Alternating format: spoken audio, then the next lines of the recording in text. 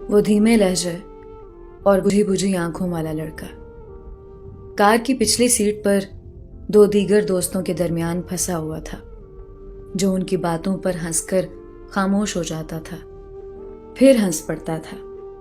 गाड़ी चलते चलते एक गली में मुड़ गई। वो चौंक कर इधर उधर देखने लगा। ये हम कहाँ जा रहे हैं? उसने गाड़ी ड्राइव करने वाले दोस्त से एहतियातन पूछा। हम रास्ता ही ना भूल गए हों। जवाब में ड्राइविंग और फ्रंट सीट वाले दोनों दोस्त हंस पड़े। हम वहां जा रहे हैं जहां कोई भी बालिग आदमी जा सकता है, फ्रंट सीट वाले ने जवाब दिया। पिछली सीट पर बैठे तीनों दोस्त एक दूसरे को हैरत से देखने लगे। बता तो देते कम से कम, उनमें से एक ने कहा।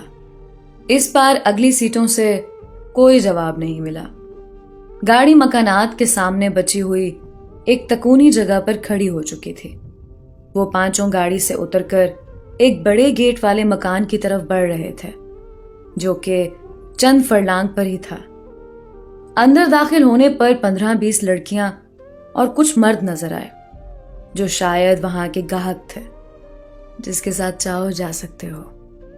ड्राइविंग सीट वाले ने लड़कियों की तरफ इशारा करते हुए बाकियों को समझाया। वो बुझी हुई आंखों वाला लड़कियों के चेहरे पड़ने लगा। हाँ, ये सही है।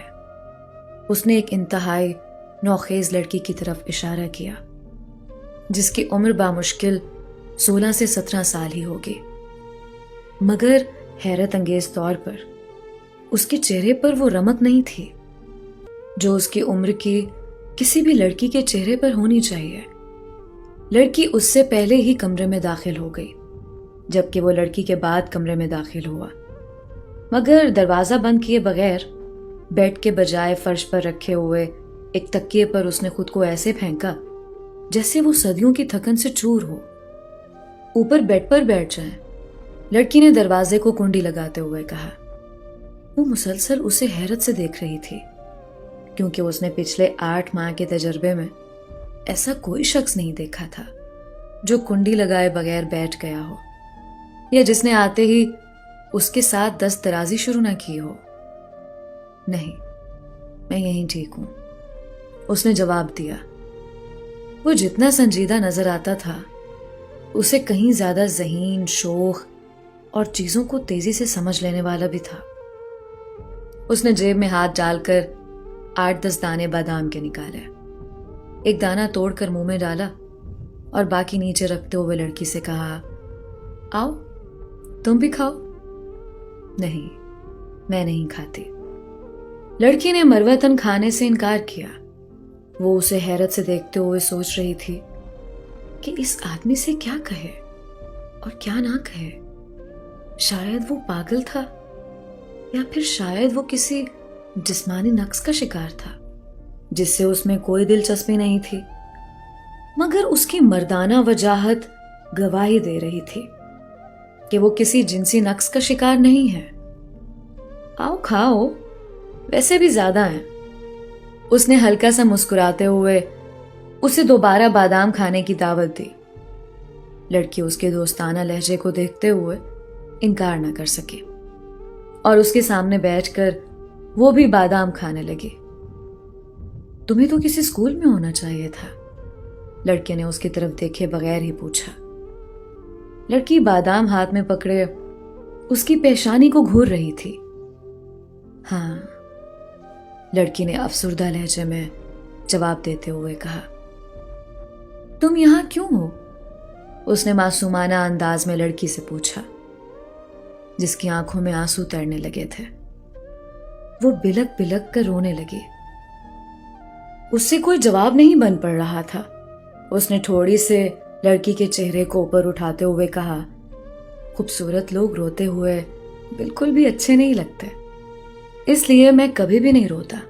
उसने शरारत भरे लहजे में उसे हौसला देते हुए समझाया। हमारा एक छोटा सा जाती मकान है जिसमें हम 4 लोग रहते हैं। मेरी एक छोटी बहन है, कोई भाई नहीं है। अब्बू शदीद बीमार हैं, वही घर के वाहिद कफील थे। अम्मी ने इस बाजी से अब्बू के इलाज और घर के अखराजात के लिए 2 लाख रुपए का कर्ज लिया था। جو خرچ ہو گئے۔ اب امی لوگوں کے گھروں میں کام کرتی ہیں اور میں قرض کے بدلے یہاں ہوں۔ 8 ماہ میں بامشکل 40,000 روپے ہی اترے ہیں۔ اب کی بار لڑکی کی روتے روتے سسکیاں بند گئی تھیں۔ اس نے ایک بار پھر جیب میں ہاتھ ڈالا، اس بار چیک بک نکال کر اس پر 3 لاکھ کی رقم درج کی اور سائن کر کے لڑکی کے ہاتھ میں تھما دیا۔ یہ 3 لاکھ کا چیک ہے، اسے کیش کروا کر قرض اتار دینا اور گھر چلی جانا۔ باقی ماندہ پیسے گھر کے اخراجات میں استعمال کرنا، ہو سکے تو کسی پرائیویٹ کمپنی میں کوئی چھوٹی موٹی ہاتھ کی محنت کر کے ماں کا ہاتھ بٹانا۔ لڑکی اسے حیرت اور خوشی سے دیکھ رہی تھی، جیسے وہ کوئی حسین خواب دیکھ رہی ہو۔ اس نے جوتے پہنے، لڑکی کے سر کو شفقت بھرا بوسہ دیا اور بجلی کی سی رفتار سے کنڈی کھول کر باہر نکل گیا۔ باہر نکلتے ہی اس نے گھر فون کیا، جہاں اس کی 15 سالہ اکلوتی بہن بلڈ کینسر سے مرگوزیست کی جنگ لڑ رہی تھی۔